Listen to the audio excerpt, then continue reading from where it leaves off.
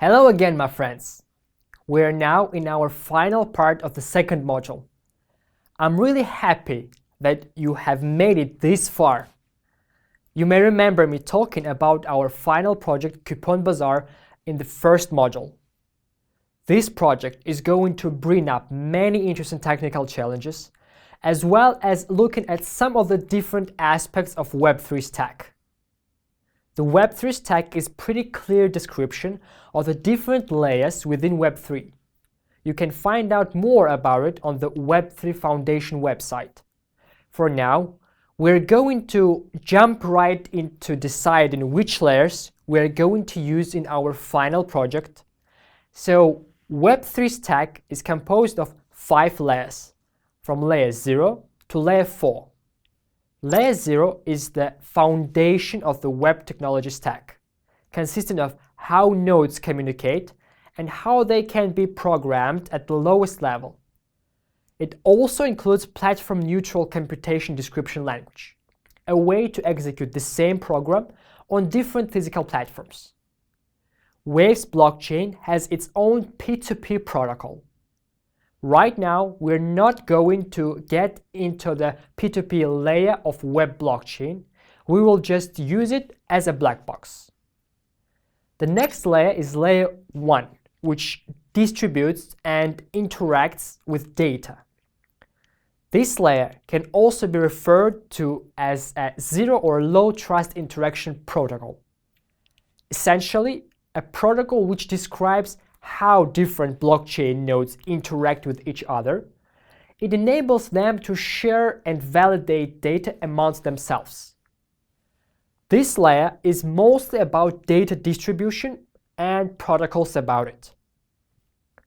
Layer 1 is needed for blockchain itself to operate properly.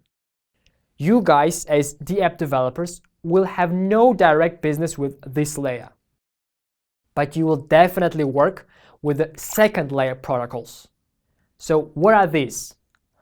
These are a series of protocols which include a bunch of interesting technical solutions, such as state channels, plasma protocols, and oracles, as well as the others shown on your screens. The layer enhances the capabilities enumerated in layer 1 by allowing functionality such as increased scaling, encrypted messaging, and distributed computing. You can find more details about all these technologies below. In this course, we will work with oracles. Oracles are a way to inject off-chain data, such as weather results or stock prices, onto a blockchain, generally for use by smart contracts. We will make a DApp for real-world data, so we will need oracles. I can imagine that it is perhaps a bit overwhelming trying to digest all this new information, so here is an easy one for you. What comes after 2? Yeah, layer 3 is about human-readable languages and libraries that allow developers to create programs at the proper level of abstraction, also known as the Protocol Extensible Developer APIs and languages, or a mouthful. There are a variety of languages which can be used to develop applications without dealing with actual bytecode, such as Solidity for Ethereum, Plutus for Cardano, and Ride for Waves.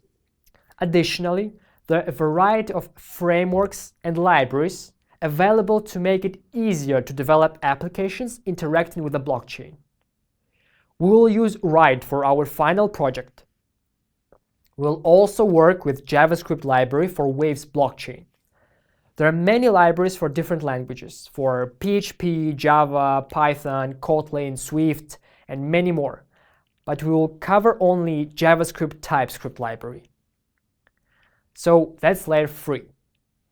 Finally, we come onto the top level of the stack, layer 4, which is the Protocol Extensible User Interface Cradle or browser.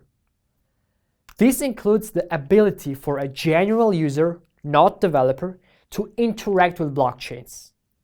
Here, we usually talk about a program which a user would use to interact directly with blockchain without needing to know implementation details, as you will. Some common browsers, Opera for example, allow users to interact with blockchains directly.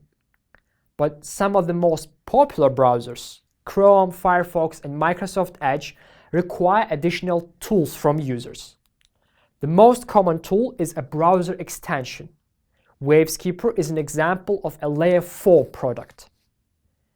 So, we use at least one product on each layer of the Web3 stack during this course. We will go through all of them in the next modules. Stick with it, I promise, things will become clearer.